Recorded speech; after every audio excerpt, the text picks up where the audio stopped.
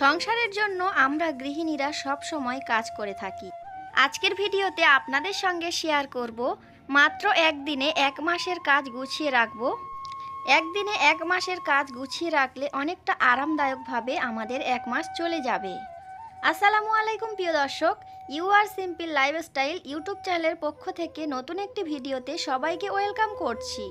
আমি উম্মে রুমান অন্ধ্রপ্রদেশের খাম্মাম শহর থেকে ভিডিওটি উপস্থাপন করেছি।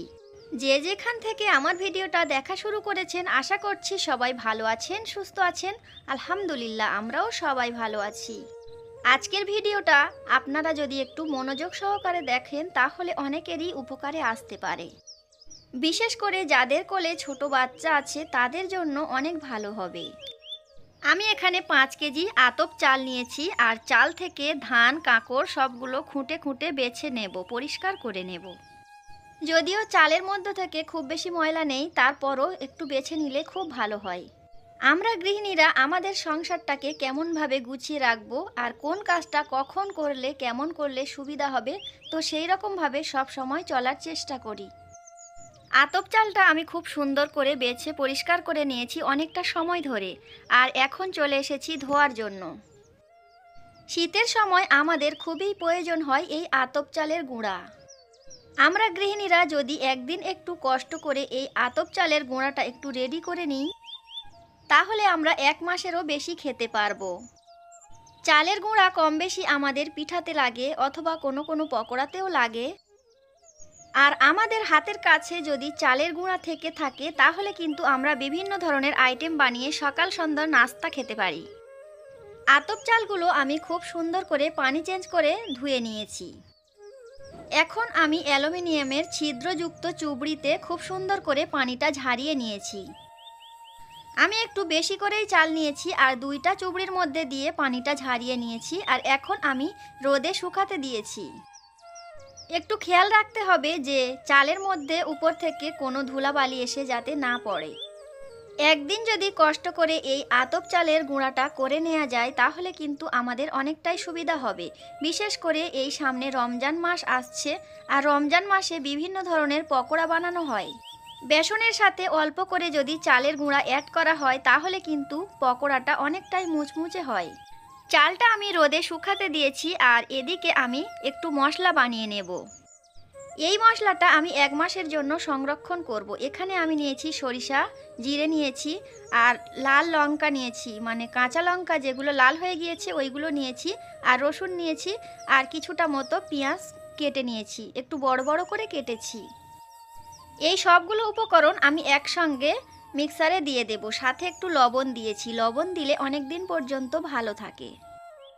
সব সময় আমরা মাছ রান্না করার সময় বাটা মশলা ইউজ করি, আর এই বাটা মশলা সব সময় করতে ঝামেলা হয়।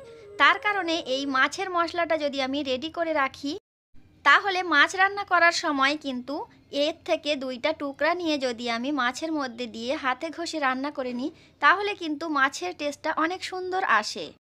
ছোট বাচ্চা নিয়ে সব সময় কিন্তু মশলা বাটা অসম্ভব হয়ে যায়।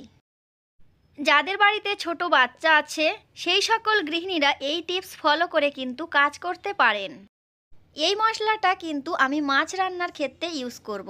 মিক্সারের মধ্যে দিয়ে মশলাটা বেটে নিয়েছি। এখন আমি আইস মোল্ডে রেখে দেব। আইস মোল্ডটা আমি ডিপ ফ্রিজের মধ্যে রেখে দেব যতক্ষণ না বরফ জমবে ততক্ষণ পর্যন্ত।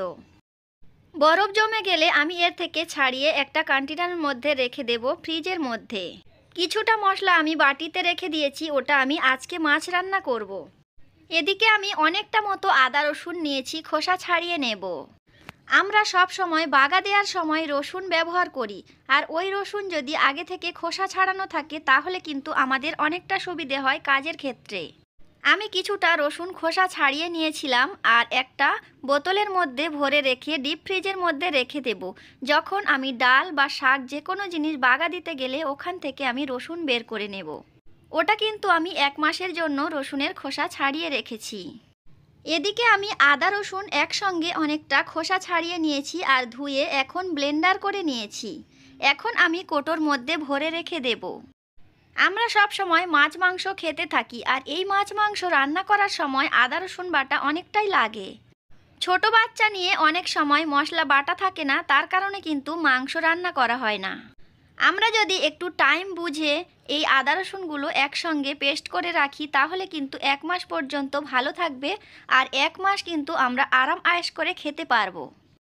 আমার কাছে তো এটাই সুবিধা হয়, বাচ্চা নিয়ে যখন খুশি তখন মাংস রান্না করে খেতে পারবো। বাচ্চারা দুষ্টুমি করলেও কোনো অসুবিধা হবে না। বাচ্চা যখন একটু ঘুমিয়ে পড়বে তখন কিন্তু এই কাজগুলো যদি আমরা গৃহিণীরা একটু বুদ্ধি খাটিয়ে করে রাখি, পুরো 1 মাস আমাদের ভালোভাবে চলে যাবে। আপনাদের ভাইয়া এখানে মাছ এনেছে, তারও সাথে চিংড়ি মাছও এনেছে।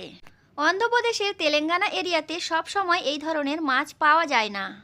আমার হাজবেন্ডকে বলেছিলাম যখন ছোট মাছ পাবে তখন কিন্তু নিয়ে চলে আসবে, তো আমার হাজবেন্ড সেই মতো নিয়ে চলে এসেছে। এই মাছগুলো তাজা টাটকা ফ্রেশ মাছ ছিল, তো বিভিন্ন ধরনের মাছ ছিল। ট্যাংরা মাছ ছিল, মাগুর মাছ ছিল, শিং মাছ ছিল, বাইন মাছ ছিল, 5-6 রকমের মাছ এখানে ছিল। তো এই মাছগুলো অনেকটা টাইম ধরে পরিষ্কার করে নিয়েছি আমি এবং আমার হাজবেন্ড দুজনে মিলে। অনেকে অনেক রকমভাবে মাছ পরিষ্কার করে, আর আমি আমার হাজবেন্ডকে এই আইডিয়াটা দিয়েছিলাম, তো তারের জালি দিয়ে যদি পরিষ্কার করো তাহলে কিন্তু খুবই তাড়াতাড়ি হয়ে যাবে। আমার যেহেতু হেল্পিং হ্যান্ড নেই, তাই আপনাদের ভাইয়া আর আমি দুজনে মিলে গল্প করছি আর ঘুনসুটি করছি আর মাছগুলো কেটে নিয়েছি।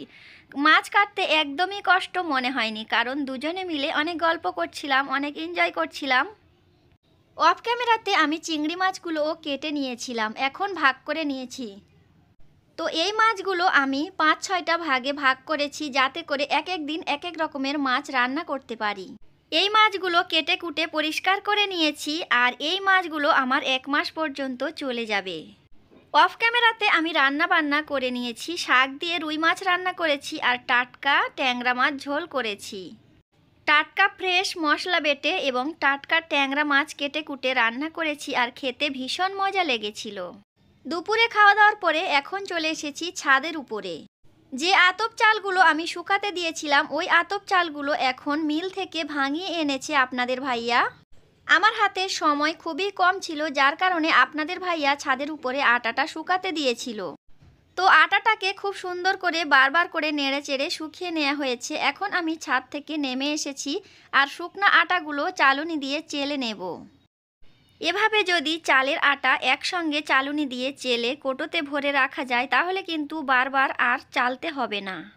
এই চালের আটা রাখার জন্য আমি এই গ্রিন কালার বালতিটা খুব সুন্দর করে ধুয়ে এবং শুকিয়ে নিয়েছি চালের আটা রাখার জন্য।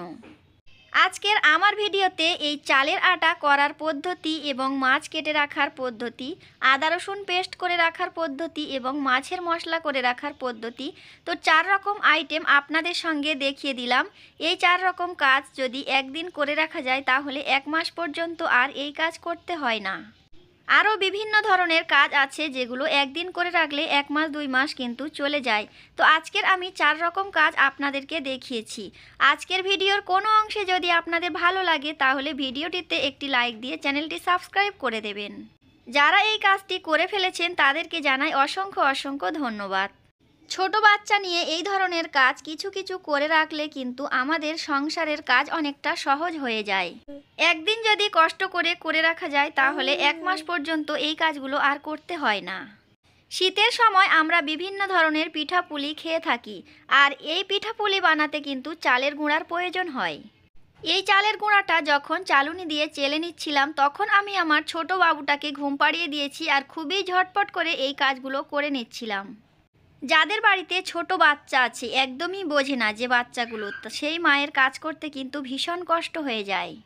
যেমন আমার বাচ্চাটা এখন একদমই কিছু বোঝে না, উল্টাপাল্টা কাজ করে দেয়। একটু বোঝার মতো হয়ে গেলে আমার মনে হয় কাজের অনেকটা সুবিধা হয় মায়েদের। যখন বাচ্চারা প্রথম প্রথম হাঁটা শেখে তখন কিন্তু মায়েদের অনেকটা দায়িত্ব পালন করতে হয়, কারণ এই সময় তারা খেলতে খেলতে অনেকবার পড়ে যায়, অনেক কিছু জিনিস নিতে চায়। তাদের যদি বারণ করা হয় তারা বোঝে না, তারা জানে না। তো যাই হোক, আজকের ভিডিওতে আপনাদের সঙ্গে অনেক কথা বলেছি। কথার মধ্যে যদি কিছু ভুল বলে থাকি তাহলে ক্ষমা দৃষ্টিতে দেখবেন। আর আজকের ভিডিওটা আপনাদের কাছে কেমন লেগেছে অবশ্যই কমেন্ট করে জানাবেন। এই চালের আটাটা আমি একটু বেশি করেই বানিয়েছি, পিঠাপুলি করব, তার সাথে রমজান মাসে পকোড়া বানানোর জন্য কাজে লাগবে। তাছাড়া এই চালের আটা দিয়ে আমি ঝুরি ভাজা বানিয়ে আপনাদেরকে দেখাবো অন্য কোনো ভিডিওতে। চালের আটাটা আমি খুব সুন্দর করে চালুনি দিয়ে চেলে নিচ্ছিলাম। মিল থেকে চালিয়ে আনার পরে এর মধ্যে কিন্তু অনেকটা ময়লা রয়ে গেছে, যার কারণে এটা চেলে রাখলে খুবই সুবিধা হয়। সংসারের কাজ ছাড়া আজকে কিন্তু অনেকটাই এক্সট্রা কাজ করতে হয়েছে, যার কারণে অনেকটাই ক্লান্তি চলে এসেছে। এখন আমি বালতির মধ্যে চেলে রাখা চালের আটাগুলো রেখে দেব, আর যেগুলো বালতির মধ্যে ধরবে না সেগুলো নিয়ে আমি ঝুরি ভাজা বানাবো। চালের আটা আমাদের বিভিন্ন কাজে আসে, যেমন পিঠাপুলি বানাতে, তেমন পকোড়া বানাতে, ছিটা রুটি ছিটা পিঠা বানাতে, অথবা বিভিন্ন ধরনের নাস্তায়ও কাজে লাগে। তো যাই হোক, এখন আমি চা বানিয়ে নিচ্ছি। দুপুরে খাবারের পরে অনেকটা কাজ করেছি আর এখন খিদে লেগে গিয়েছে, যার কারণে দুধ চা বানিয়ে নিয়েছি। সাথে আমি অফ ক্যামেরাতে অল্প করে গোলা রুটি বানিয়ে নিয়েছি। গোলা রুটি আর চা খেতে খেতে আপনাদের কাছ থেকে বিদায় নেব। সবাইকে সুস্বাস্থ্য কামনা করে এবং পরবর্তী ভিডিও দেখার আমন্ত্রণ জানিয়ে আজকের ভিডিওটা এখানে শেষ করলাম। সবাই ভালো থাকবেন, সুস্থ থাকবেন। আল্লাহ হাফেজ। আসসালামু আলাইকুম।